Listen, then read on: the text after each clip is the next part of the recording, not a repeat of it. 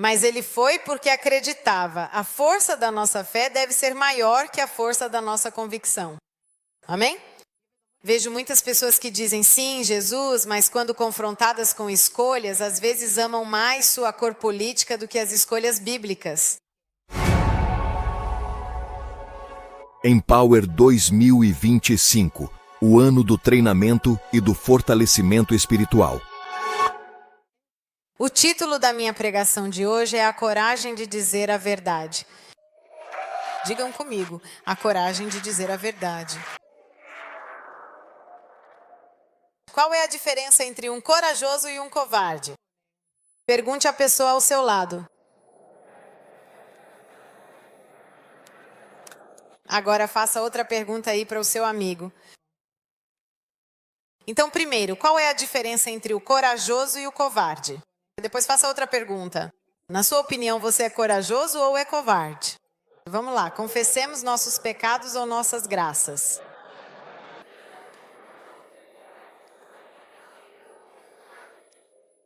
Hoje nós vamos descobrir. Então,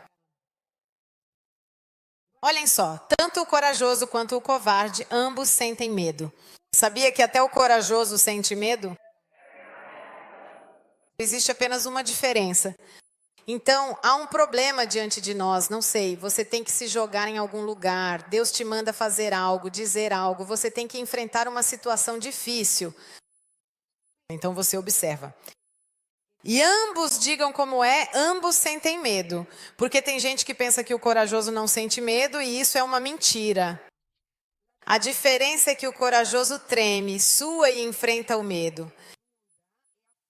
Outro dia vi um reel de um cara em que havia um pitbull. Vocês sabem que às vezes os pitbulls em alguns países são até proibidos, eles são dóceis. E depois no Brasil, depois de 12 anos, meu filhote me mordeu. Realmente termina assim. E então havia essa história real. Então esse cara vê esse pitbull que quer atacá-lo, obviamente ele tinha visto um curso, acho que na internet, de como pará-lo, e eu também aprendi que é preciso colocar a mão e puxar a língua, ou seja, eu pensei que você tem que ser realmente corajoso para segurar a língua. E esse rapaz pensa, vou fugir, e ele dizia, um cão de caça, se você foge, você o ativa. Um animal de caça em geral, você ativa algo nele que faz com que ele pense, preciso caçar, enfrentar. Então, se você corre, acabou. E ele teve, graças a Deus, porque graças a Deus ele viu essa lição antes e então ficou parado. Quando o cachorro o pegou, ele conseguiu segurá-lo e depois, enfim, o cachorro fugiu e eles chamaram o dono. Ou seja, ele evitou uma tragédia. Obviamente, naquele momento, pensem, ele sentiu medo ou não sentiu medo? Eu te digo, porque ele sabia até todo o vídeo, quer dizer que ele tinha visto uma notícia sobre o pitbull, estudou um pouco dizendo, estou mesmo com medo, e se um vier para cima de mim? Então, com certeza, se alguém já está ali aprendendo como lidar com um pitbull, e você nem tem um pitbull, de onde vem esse ensinamento? Do medo, certo? É óbvio. E então do medo, mas naquele momento eu imagino o que você faz. E naquele momento você tem duas escolhas, ou foge ou enfrenta. E o corajoso é aquele que enfrenta, mesmo sentindo medo, suando. Muitos anos atrás, nós fomos à China em missão para levar Bíblias escondidas, porque até hoje a China é um país muito fechado ao Evangelho. Mas houve um período, depois que caiu um antigo regime, um período de tempo em que a China se abriu um pouco, mas não muito. E nós, junto com alguns missionários, fomos. Eu fui várias vezes à China. Eu adoro a China. Sei que às vezes temos uma ideia porque os chineses não se comunicam muito, porque para eles é muito difícil falar italiano, assim como para nós é difícil falar chinês, mas eles são como nós, amam as mesmas coisas, são muito engraçados, é igual, não é uma cultura tão diferente como pensamos. De qualquer forma, nós íamos levar essas Bíblias escondidas. Tínhamos que passar por um scanner, enfim, havia toda uma técnica. Eles nos davam aulas antes dizendo, se vocês forem pegos, não conhecem ninguém, porque senão você colocava toda a rede que levava as Bíblias escondidas em perigo. Eu me lembro também de uma vez um amigo nosso, enquanto contavam só o que deviam dizer, ele fez assim e então, vocês entenderam, ele desmaiou, a esposa dele ficou assim, só de ouvir. Enfim, nada, nós íamos levar essas Bíblias escondidas lá na China nesse período. Por que as Bíblias? Porque dizem que a China vende as Bíblias. Sim, na época vendiam, agora talvez nem isso, não sei, acho que não, mas custava $150. E estou falando de muitos anos atrás, quando a China era muito pobre, não é como hoje. Eu estava lá quando li no jornal, quando eles tinham desvalorizado completamente a moeda deles para atrair investimentos do mundo todo. Então, estou falando de muitos anos atrás, que, enfim, nós íamos lá e íamos de 2 em 2 durante a noite. Então, havia um hotel que aceitava estrangeiros, porque eles controlavam os estrangeiros. Para quem gosta do comunismo, eu estive em países comunistas, ou seja, eu gostaria de deixar vocês lá só por um mês, depois a gente conversa. E então é tudo cinza, tudo igual, tudo, enfim, é muito difícil. Você precisa estar lá para entender. Então, naquele momento, à noite, íamos para esse hotel e a primeira coisa que aprendi foi sobre as aparências. A gente entrava e pensava, deve ser um hotel 5 estrelas, com aqueles lustres bonitos como os nossos. Aí você virava na esquina e ele estava tudo bagunçado, tudo quebrado. Isso era uma tragédia, com bitucas de cigarro por toda parte. E à noite eles nos davam essas coisas chamadas trucks, que eram folhetos que falavam sobre o Evangelho. E se você quisesse aceitar Jesus, tinha o contato de uma rádio na Coreia, que depois entraria em contato com uma pessoa na China para te contatar. Então, super, coisa de filme. Como na China, não sei se vocês sabem, mas até hoje tem pouca papel, porque tem muita gente, na verdade, o rolo de papel higiênico é assim. A gente dizia, mas dá só para uma vez, né? Um rolinho. E a gente nada, íamos à noite, usávamos esses coletes tipo...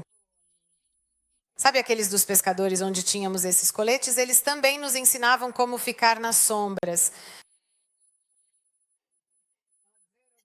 007 de verdade, foi uma das missões mais divertidas para mim. Enfim, por que estou contando isso para vocês? Íamos de 2 em 2 à noite colocar essas coisas nas bicicletas, nas casas. Obviamente, se nos pegassem, tínhamos que dizer que estávamos perdidos e eles, enfim. Depois eles decidiam o que fazer conosco, mas não corríamos o risco de ir para a prisão, só de terem que levar nosso material embora. Um dia eu fui com uma pessoa, então sempre de 2 em 2, vocês vão dizer que é sempre de 2 em 2, às vezes 3, e eu vivi 2 momentos muito interessantes. Um deles foi quando eu disse para uma pessoa que era a mãe do pastor Diana, porque ela vinha assim, me tocava e eu dizia, Silvana, o que você está fazendo? Eu estou pegando força. Eu na merda esquece, porque eu tinha medo, né? Enfim, em um certo momento nós estamos andando e eu digo, confiram se não tem ninguém atrás, porque o seu coração ficava um pouco, era um pouco emocionante. Então, em um certo momento eu digo, mas eu também sinto que tem alguém atrás. Me viro para essa pessoa e digo, mas aqui tem alguém atrás de nós. E ela diz, tudo bem, mas eu sou míope. Então fala antes, desculpa. Você só avisa quando já fomos pegos, né? E então, nada, pegamos um táxi e fugimos daquela área, porque eles te davam uma zona por vez, você tinha que ir evangelizar. E enfim, essa foi uma vez em que o nosso coração estava... Há muitas outras, mas uma em particular, eu estava com uma garota. E... em certo momento, enquanto estávamos sozinhos às 2 da manhã na China, em um lugar absurdo com um banheiro para a população, em certos lugares há apenas um banheiro para todas as pessoas que vivem ali, não tem banheiro em casa, em todos os lugares, em áreas um pouco mais rurais. De repente nós vimos, acho que uns 30 a 40 cachorros juntos. E eu me lembro, depois todas aquelas histórias, né? Os cachorros juntos te atacam, vem tudo aquilo que você já leu, tudo te vem à cabeça. E então os cachorros juntos, e eu me lembro dessa garota que me diz, e agora meu coração não está nem na garganta, já estava no céu conversando com Deus, eles estavam se comunicando, vamos morrer ou não vamos morrer, o coração já tinha saído, não estava mais lá. E agora... E eu disse para ela, tudo certo com Deus entre você e ele, como quem diz, no sentido de que hoje poderia ser o nosso dia. Vocês sabem que os cachorros sentem o cheiro do medo, né? Então eu digo, agora nós fechamos os olhos, os cachorros latiam, estavam todos aqui. Imaginem muitos cachorros. Então eu digo, agora nós fechamos os olhos, damos as mãos. Na minha cabeça eu disse, vamos morrer abraçados. Mas eu não disse isso para ela, né? Tipo, eu era só o pastor, não se preocupe. Eu já estava super preocupada. Não se preocupe, agora você me dá a mão e nós oramos em línguas, sem levantar a voz. Fechamos nossos olhos.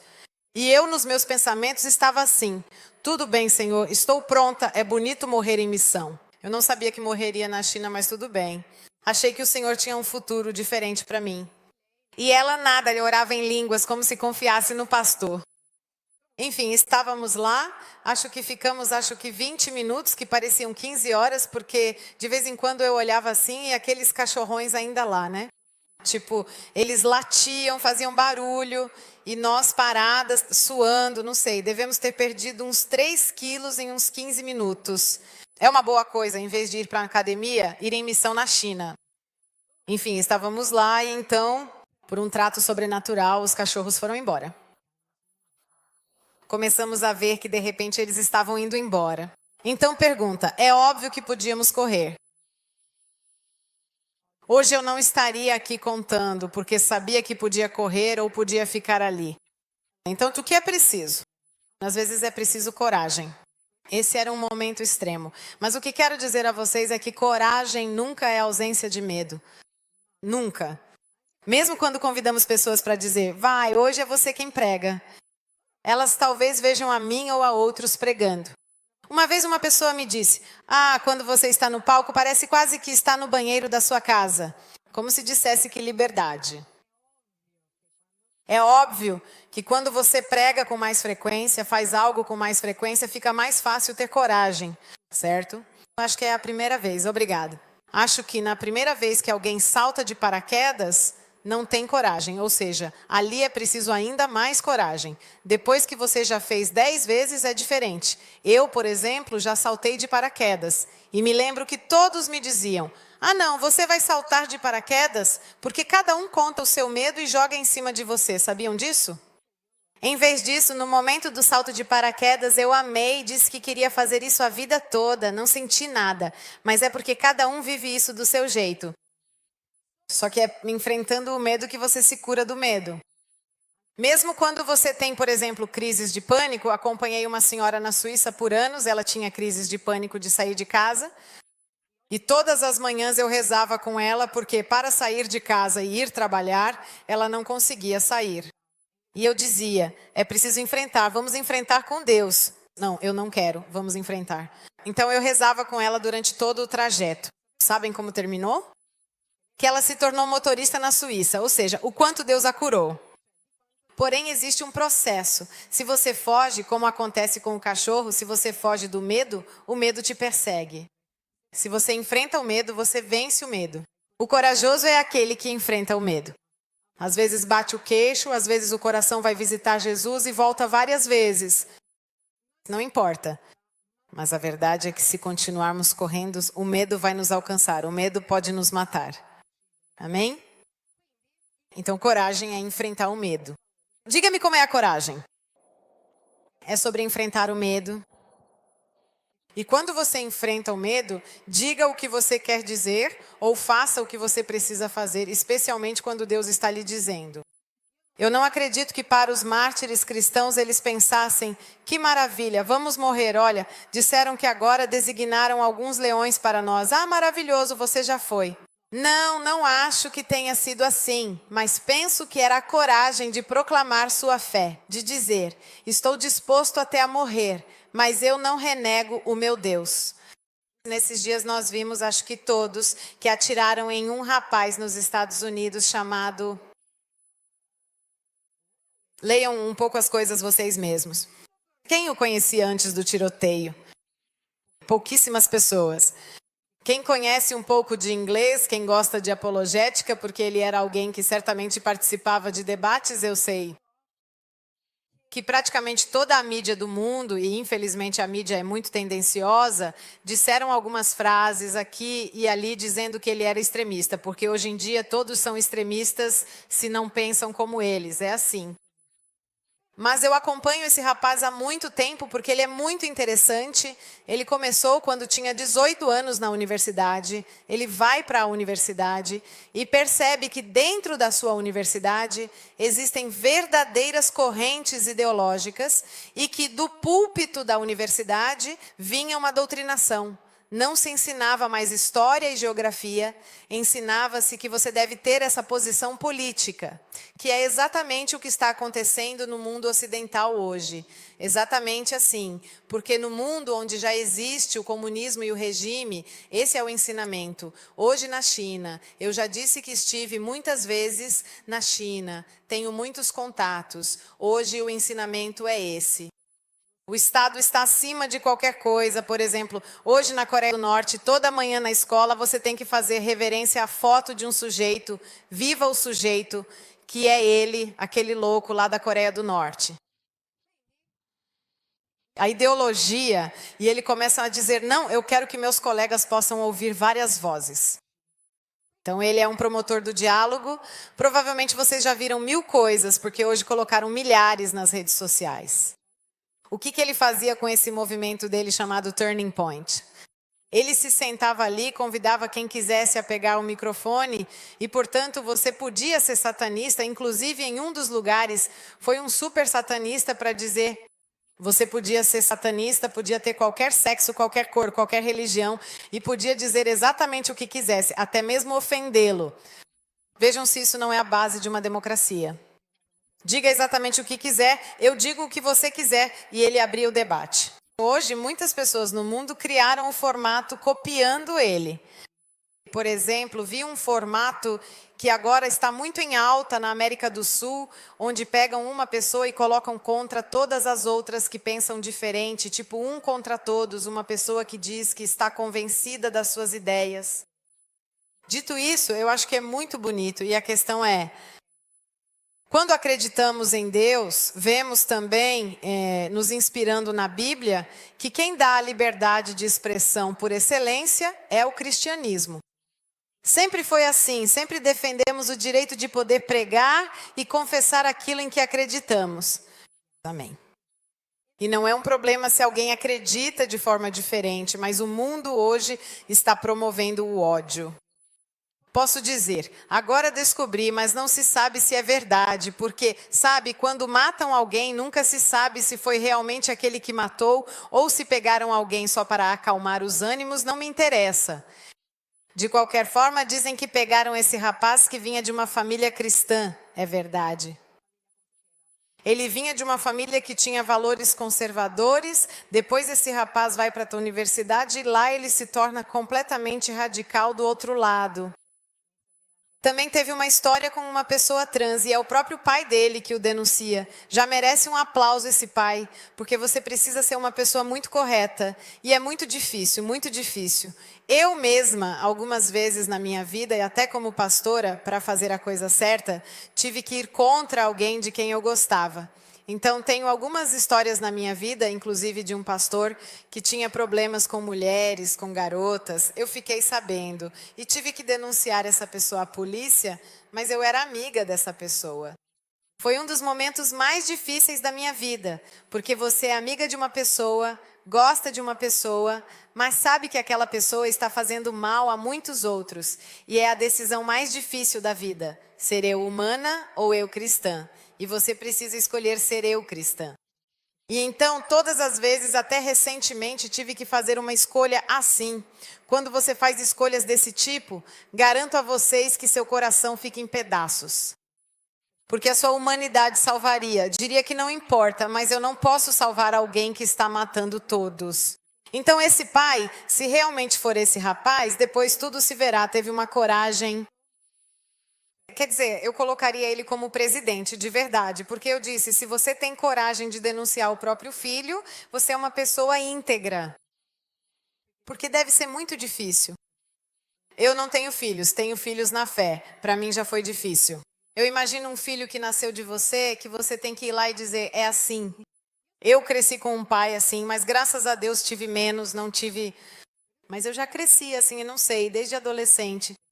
Qualquer coisa errada que você faça, eu sou aquele que chama a polícia. Eu cresci com pais assim. Se você erra, o problema é seu, eu não vou te acobertar. Então eu já nasci sabendo que não iam me acobertar. E graças a Deus não precisaram me acobertar. Um pouco também pelo ensinamento deles, né? Um pouco de terrorismo parental, mas por que estou dizendo isso para vocês? Porque mesmo que esse garoto nasça, e talvez vocês digam, não, imagina, porque vocês vivem na Itália, e ainda não está nesse nível, mas está chegando a esse nível. Em muitas universidades já é assim. Eu tenho pais, amigos, até pastores, cujos filhos foram para a universidade, e você vê a foto, a garota bonita que quer estudar na igreja. Depois você vê a foto dela, 2 anos depois da universidade, sem cabelo ou com o cabelo amarelo, cheia de piercings, falando mal de Deus e deles e tendo relações com qualquer um. Agora, freelancer, Deus não existe mais. Por quê? Porque é uma idade muito particular. Todos nós que somos um pouco mais velhos sabemos que quando você é jovem, você absorve tudo o que te dão.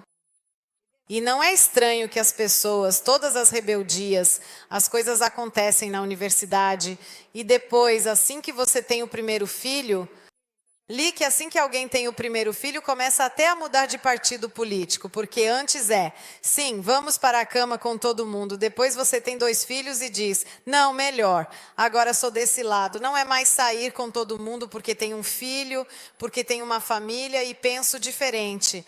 Nós certamente devemos proteger nossos jovens, mas ensinar nossos jovens a abrir a boca. Gente, vocês estão fazendo isso também com alunos de alto nível, abrir a boca. O cristão deve começar a abrir a boca e dizer no que acredita, porque nós não somos uma geração de covardes. Amém? Ah, mas e se me excluírem da internet? Me exclua da internet. Então você gostaria. Precisamos começar a conversar. Você se lembra quando houve aquela coisa que matou os juízes na Sicília? Carteira, certo? Ambos. Não? Qual era o nome do outro? Falcone e Borsellino. Lembro-me de uma entrevista que fizeram com um deles. Não me lembro se era Falcone ou Borsellino, que estavam lá lutando contra a máfia e tudo mais. E eles disseram a ele, vocês são realmente corajosos. E eu me lembro dessa frase onde ele disse, não sou eu quem é corajoso, são os outros que são covardes. Como quem diz, deveria ser normal dizer a verdade. Deveria ser normal lutar pelo que acreditamos, deveria ser normal lutar contra a criminalidade, deveria ser normal. E então ele disse que o problema não é que eu sou corajoso, parece que sou melhor que os outros. Não, são os outros que são covardes e nós devemos absolutamente ter a coragem de dizer a verdade. Eu vi naquele rapaz, um jovem que teve coragem, já quando tinha 14 anos aumentaram o preço, lá na adega ele já foi lutar. Ah, como assim? Ele encontrou alguém como encontrou em Davi, um jovem corajoso.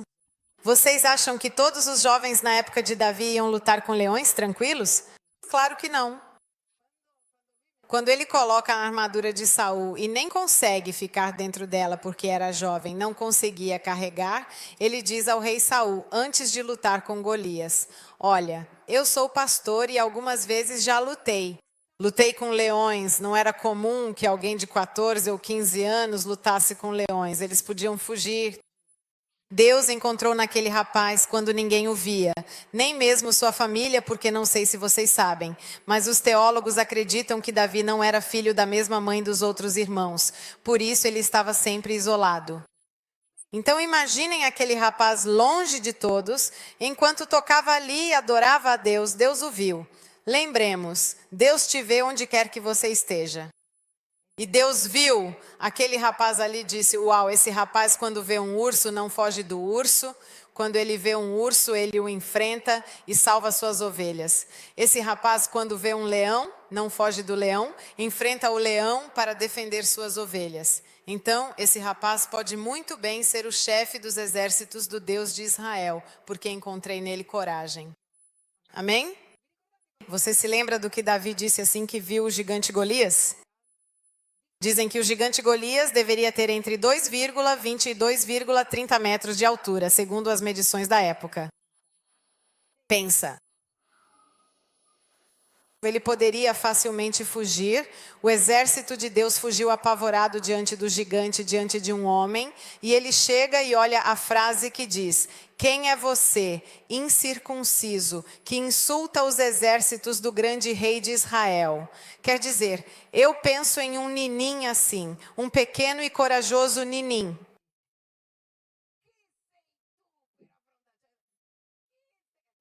Quem é você para enfrentar os exércitos do rei de Israel?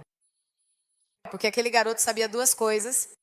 Primeiro, quando você luta contra Deus, é Deus quem entra na batalha. Na verdade, a vitória de Davi não era humana. Uma pedra em um gigante. Gigante, quem é você? Era o zelo do Senhor, mas a coragem dele. Não acho que ele não tivesse medo, porque todos estavam com medo. Até o rei, o exército, todos diziam, esse aí vai ser derrotado. Mas ele foi porque acreditava. A força da nossa fé deve ser maior do que a força da nossa convicção. Eu vejo muitas pessoas que dizem, sim, Jesus, Jesus. Mas diante de certas escolhas, às vezes amam mais a sua cor política do que as escolhas bíblicas. E eu sempre disse, Deus não é nem de direita nem de esquerda, mas Deus é um Deus de princípios. E digo a vocês, eu sou filha de um sindicalista, onde a Rússia era o centro do mundo, então posso falar isso. Posso dizer, quando você precisa escolher entre os princípios de Deus e uma cor política, e você escolhe a cor política, você já fez a sua escolha. Não é verdade que Jesus é o seu Senhor, porque quando Jesus é o seu Senhor, mesmo que a sua cor política grite a vida toda, você diz, eu era daquela cor política. Você olha para a cor política e diz, me desculpe, eu não me vendo por uma cor política, eu sou do justo, ponto final. E nós, os crentes, nós nascemos gritando a verdade. Deus colocou em nós o clamor pela verdade, porque Jesus disse, eu sou a verdade. Portanto, toda vez que você diz a verdade, você está alinhado com aquilo que é Jesus. E não só isso, nós não somos apenas cristãos, nós também somos protestantes. Nós viemos da reforma protestante, atrás de nós temos os reformadores. Reformadores que deram a vida pela verdade da palavra de Deus. O primeiro deles foi John Hus, que morreu. Ele era um frade, mas morreu porque disse, a Bíblia diz isso, vocês podem me matar, mas não matarão as minhas palavras. E estamos falando de pessoas que eram religiosas, que eram, opostos por outros religiosos. Na verdade, às vezes tem um custo muito alto. Disseram a Jesus para ficar em silêncio, mas Jesus não se calou porque ele era a verdade. A única vez que Jesus ficou em silêncio foi quando foi acusado e ele nos ensinou. Ele também era a palavra. A palavra se calou diante da acusação. Quando te acusam, fique em silêncio porque você tem um juiz. Um juiz que te defende. A palavra poderia dizer qualquer coisa para convencer, mas naquele momento, diante da acusação injusta, a palavra se calou. E Jesus, com sua vida, continuou a proclamar a verdade. Vocês sabem, essa palavra protestante tem origem justamente na Reforma, no século XV. E essa palavra protestante foi dita pela primeira vez diante de um evento histórico em 1529. Digam comigo, 1529, na Dieta de Spira.